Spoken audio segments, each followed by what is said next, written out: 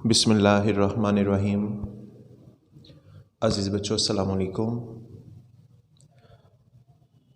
Coming test में हमारा सबक शामिल है नज़रिया पाकिस्तान।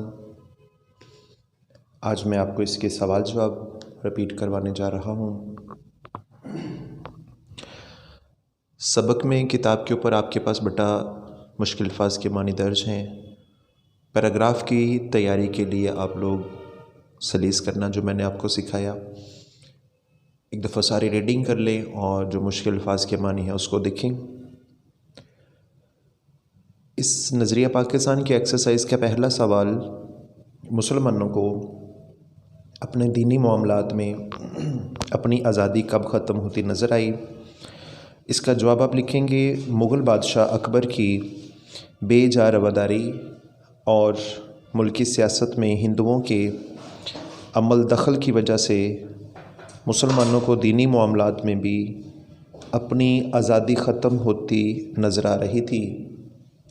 चुनांचे दीन की सरबुलंदी के लिए बहुत से औलिया इकराम ने अपनी जानों के नजराने पेश किए और दीन इस्लाम का तहफ़्फ़ुज़ किया। सवाल नंबर 2, सुल्तान टीपू अपनी जिद्दोजहद में क्यों कामयाब ना हो सका। इसका जवाब हम लिखेंगे, सुल्तान टीपू ने अंग्रेज़ों और हिंदुओं का डटकर मुकाबला किया।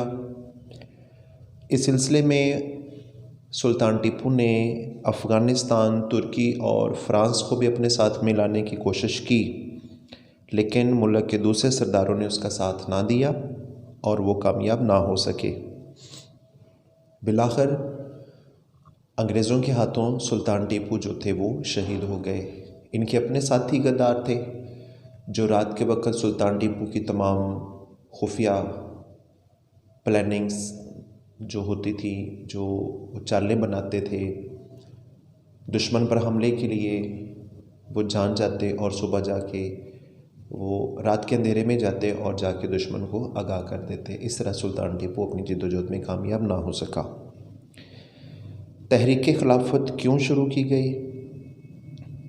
इसका जवाब आप लिखेंगे कि जंग अज़ीम में फ़तह हासिल करने के बाद बरतानिया ने तुर्की की सल्तनत के टुकड़े टुकड़े कर दिए। उस वक़्त तुर्की मुसलमानों का खलीफा मजाज मुल्क था।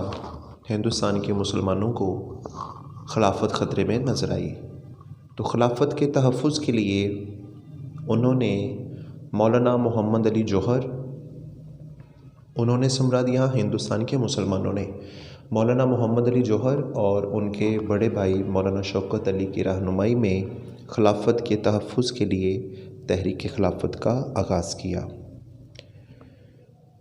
चौथा सवाल, अल्लामा इकबाल ने मुसलमानों के लिए अलग वतन का मुतालबा कब और कहाँ किया। इसका जवाब आप लिखेंगे, अल्लामा इकबाल ने 1930 में इलाहाबाद में मुस्लिम लीग के सालाना इजलास में तारीख़ी खुतबा देते हुए मुसलमानों के लिए एक अलग वतन का मुतालबा पेश किया। उन्होंने कहा कि हज़ारों साल इकट्ठा रहने के बावजूद हिंदू और मुसलमानों की तहज़ीब व तमद्दुन, रस्म व रवाज, रहन सहन के अंदाज़ आज भी जुदा है, ये कभी मिल नहीं सकते। लिहाजा मुसलमानों के लिए कोई ऐसा खित्ता ज़मीन का ऐसा हिस्सा होना चाहिए जिस पर वो अपनी मजहबी आज़ादी के मुताबिक ज़िंदगी बसर कर सकें। अगला सवाल है, अहले मगरब ने कौमियत की बुनियाद किस पर रखी है। इसका जवाब हम लिखेंगे, अहले मगरब ने कौमियत की बुनियाद ख़ानदानी, नस्ली और कबायली बुनियादों में वुसअत पैदा करके रखी है। और अहले मगरब के मुताबिक जुग्राफ़ी हदूद से ही कौम बनती है और इस नज़रिए की वजह से दुनिया में 2 बड़ी जंगें हो चुकी हैं। दुनिया पर जो तबाही का रास्ता खुला वो इन 2 बड़ी जंगों के होने से बाखूबी ज़ाहिर होता है। अगला सवाल है, मुसलमानों की कौमियत की बुनियाद क्या है। इसका जवाब आप लिखेंगे कि मुसलमानों की कौमियत की बुनियाद एक नज़रियाती कौमियत है जो अल्लाह ताला के आखिरी पैगंबर हज़रत मोहम्मद सल्लल्लाहु अलैहि वसल्लम ने कायम की। ये रंग, नस्ल और वतन की बुनियाद पर नहीं बल्कि एक नज़रिए एक अकीदे और एक कलमे की बुनियाद पर वजूद में आई है। इस कौमियत के मानी को मज़ीद वुसअत देने के लिए इसको मिल्लत कहा गया, क्योंकि दुनिया के किसी भी खित्ते में रहने वाला मुसलमान जब कलमा तौहीद का इकरार करता है तो वो मिल्लत इस्लामिया का हिस्सा बन जाता है। इस तरह ये मतलब जो मुसलमानों की कौमियत है इसको मिल्लत इस्लामिया कहा जाता है। जी, अगला सवाल हमारे पास है, नज़रिया पाकिस्तान का मकसद क्या है? इसका जवाब आप लिखेंगे कि नज़रिया पाकिस्तान का मकसद पाकिस्तान को एक इस्लामी और फलाही मुमलकत बनाना है, जहां मुसलमान अपने दीनी मामलात में आज़ाद रहते हुए अपनी ज़िंदगी बसर कर सकें। नज़रिया पाकिस्तान का मद्देनज़र रखना चाहिए, हमें कोई ऐसा काम नहीं करना चाहिए जो मुल्क और कौम के ख़िलाफ़ हो। हमें कोई ऐसा कदम नहीं उठाना चाहिए जो कल को हमें अल्लाह और उसके रसूल के सामने शर्मिंदा होना पड़े। लिहाजा हमारी तमाम तमन्नाइयाँ, हमारी तमाम हमदर्दियाँ मुल्क और मिल्लत के साथ होनी चाहिए। आखिरी सवाल इम्पोर्टेंट, शुद्धि और संगठन की तहरीकों के मकसद क्या थे? आप लिखेंगे कि शुद्धि की तहरीक का मकसद मुसलमानों को ज़बरदस्ती मज़हब इस्लाम से हटाकर गैर मज़हब बनाना, हिंदू बनाना था, उन्हें हिंदू धर्म में शामिल करवाना था।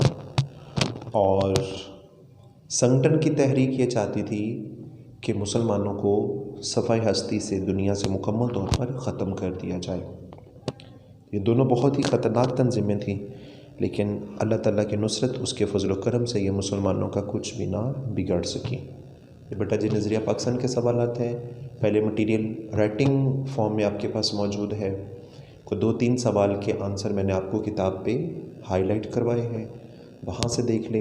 Is very important. और ये पेपर में भी जो है वो इस एक्सरसाइज में से सवाल लाजमी आने हैं। और इस सबक का ख़ुलासा प्लस इसकी तशरीह के लिए पैराग्राफ 95% इसके चांसेस होते हैं। तो इसको आपने बहुत अच्छे तरीके से सबक को तैयार करना है। अल्लाह हाफ़िज़।